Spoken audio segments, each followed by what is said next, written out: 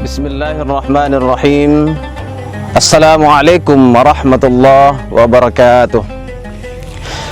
Subhanallah walhamdulillah wa la ilaha illallah wallahu akbar.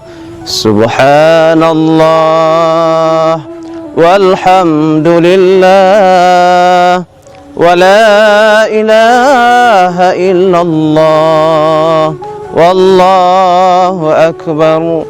Subhanallah walhamdulillah wa la ilaha illallah wallahu akbar. Alhamdulillahi rabbil alamin. Nahmaduhu wa nasta'inuhu wa nastaghfiruh. Wa na'udzu billahi min syururi anfusina min sayyiati a'malina. Man yahdihillahu fala mudilla lahu wa man yudlilhu falan tajida lahu waliyyan mursyida. Allahumma shalli wa sallim wa barik ala sayyidina wa nabiyyina wa syafi'ina wa zukhrina wa malazina wa maulana Muhammad wa ala alihi wa sahbihi ajma'in. Qala Allah Ta'ala fil Qur'anil Karim, a'udzu billahi minasy syaithanir rajim.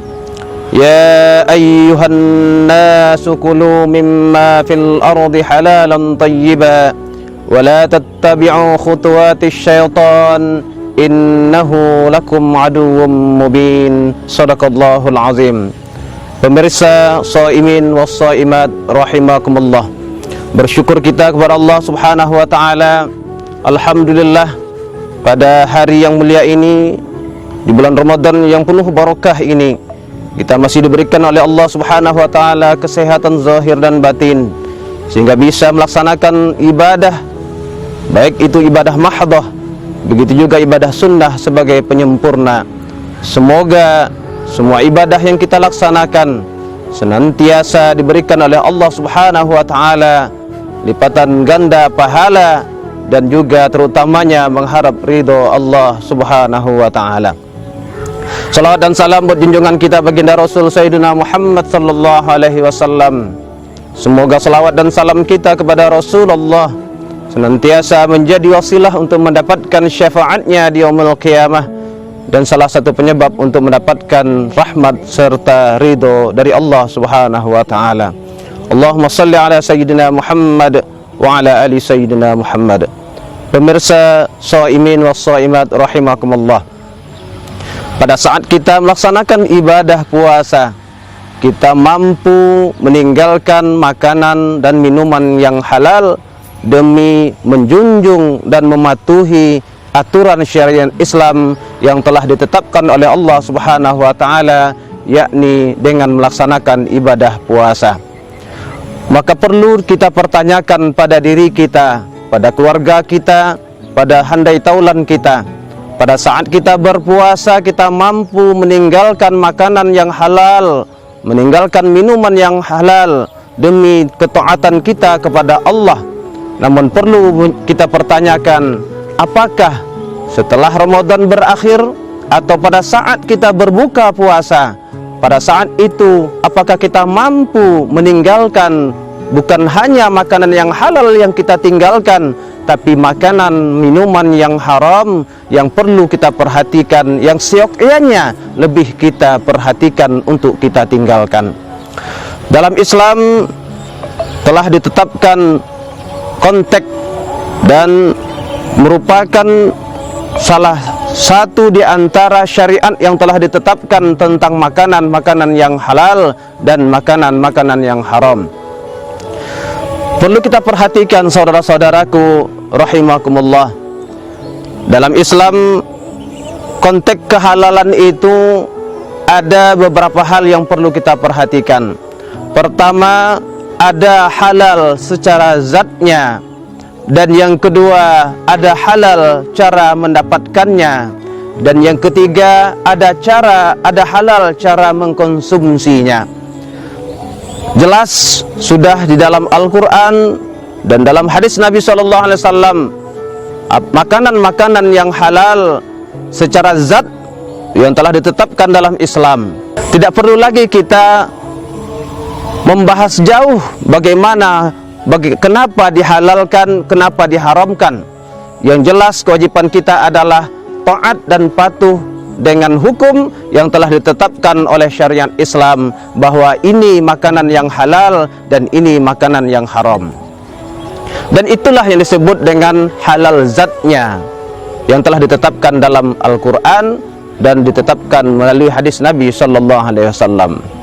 Namun yang kedua, saudara-saudara, yang perlu kita perhatikan adalah yang sering terlupakan, yaitu halal cara mendapatkannya. Halal cara mendapatkannya perlu kita perhatikan, saudara-saudaraku. Ada dengan usaha, dengan pekerjaan yang kita lakukan, hasil usaha, hasil pekerjaan yang kita dapatkan, maka inilah halalnya cara untuk mendapatkannya. Gaji pekerjaan kita, upah yang telah kita terima dari pekerjaan yang kita lakukan, maka inilah cara yang halal menurut pandangan Islam. Namun sebaliknya, ketika kita salah cara mendapatkannya, dengan cara mencuri, dengan cara korupsi, dengan cara menzolimi hak orang lain, maka menurut pandangan Islam ini menyebabkan makanan yang kita konsumsi, yang seyogyanya dasar awalnya adalah halal, zatnya halal, tapi cara mendapatkannya dengan cara yang haram, maka berubahlah yang halal menjadi haram. Kemudian yang ketiga, halal cara mengkonsumsinya, halal cara mengolahnya.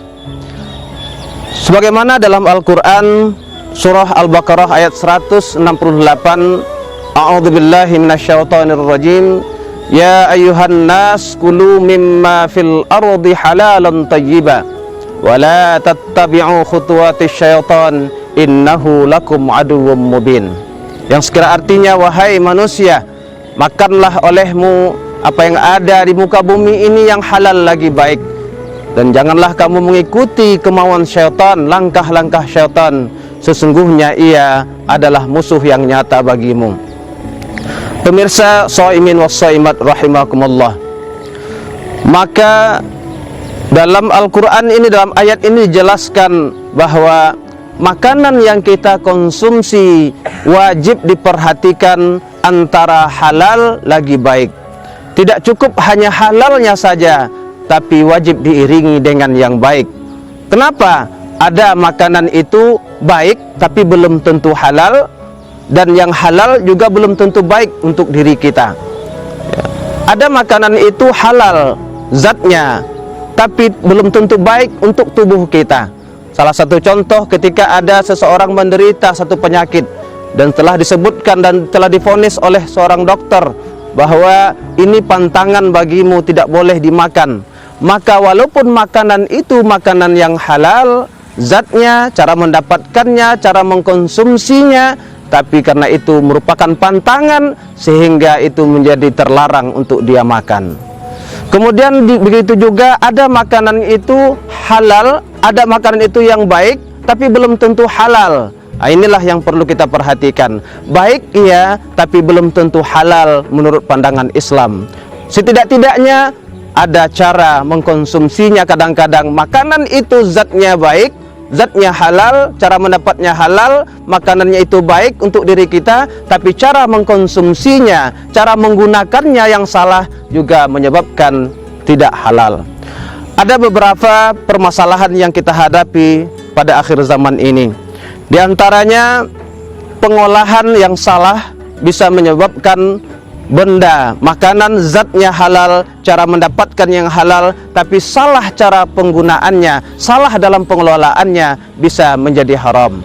Di antaranya, saudara-saudaraku, salah satu contoh apa yang terjadi di tengah-tengah kita pada saat ini, seperti pengolahan ayam potong. Menyembelih ayam itu hukumnya wajib.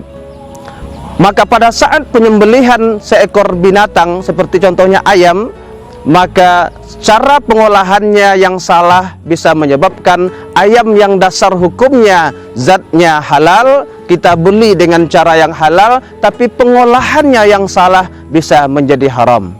Coba kita perhatikan pengolahan yang salah pada saat ini. Pertama, penyembelihan. Banyak di antara tukang sembelih ayam itu pada saat dia menyembelih, urat halkum dan murinya tidak putus. Maka ketika dia menyembelih tidak putus urat yang diwajibkan untuk pada saat menyembelih itu, maka hukum binatang, hukum ayam yang disembelih itu maka menjadi haram. Ini yang pertama. Kemudian yang kedua, setelah disembelih, ayam itu belum lagi mati, saudara-saudara, langsung diletakkan, dimasukkan ke dalam tempat perebusan. Maka akhirnya ayam tersebut matinya bukan akibat disembelih, tapi akibat direbus di dalam tempat rebusan. Yang ketiga, pada saat dia merebus ayam yang sudah disembelih itu, air perebusan itu mutanajis. Kalau ada dia menyembelih ayam 100 ekor satu hari itu, maka 100 ekor itu airnya itu saja. Ya. Maka ini menyebabkan airnya mutanajis. Kenapa mutanajis? Pertama, di saat dia setelah menyembelih ayam tersebut, darah yang ada di lehernya berceceran, tidak dibersihkan terlebih dahulu. Yang kedua, perut yang di dalamnya ada najis, maka tidak dikeluarkan terlebih dahulu, langsung direbus, maka ini juga menyebabkan ayam tersebut menjadi mutanajis. Inilah salah satu contoh cara penggunaannya yang salah. Walaupun ayam itu zatnya halal dan kita beli dengan cara yang halal, tapi penggunaannya yang haram, yang salah, akhirnya ayam yang seyogyanya halal menjadi hukumnya haram untuk kita konsumsi. Permisa shaimin was shaimat rahimakumullah. Maka oleh karena itu, mari sama-sama kita perhatikan makanan-makanan yang akan kita makan, minuman-minuman yang akan kita minum. Kalaulah ibadah puasa kita mampu menahan diri untuk tidak memakan makanan yang halal, maka seyogyanya kewajiban kitalah lebih memperhatikan untuk senantiasa tidak mengkonsumsi makanan dan minuman yang haram. Mungkin itu yang bisa kami sampaikan pada kesempatan ini. Mudah-mudahan ada manfaatnya dan mudah-mudahan bisa kita amalkan dan kita perhatikan, yaitu memperhatikan makanan yang halal lagi baik untuk diri kita, keluarga kita, dan handai taulan sanak saudara kita. Demikian, mohon maaf atas segala kesalahan dan kekurangan. Terima kasih atas perhatian. Wallahu muwaffiq ila aqwamit thoriq. Wassalamualaikum warahmatullahi wabarakatuh.